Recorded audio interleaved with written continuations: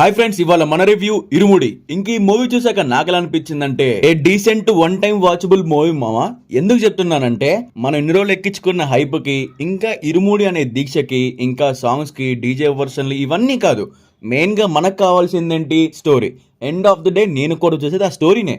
నాకైతే స్టోరీ కొంచెం ఎప్పుడో చూసిన ఫీలింగ్ అయితే వచ్చింది. ప్రీవియస్ గా మీరు శివ నిర్మాణ గారి ఫిల్మోగ్రఫీ చూసుకుంటే మనకు తెలుస్తుంది ఆయన ట్రీట్మెంట్ ఎలా ఉంటుందని. సో నేనేం స్పాయిలర్స్ ఇవ్వట్లేదు, మీరు హ్యాపీగా సినిమాకి వెళ్ళండి అండ్ ఆ వైబ్ అయితే ఎంజాయ్ చేయండి.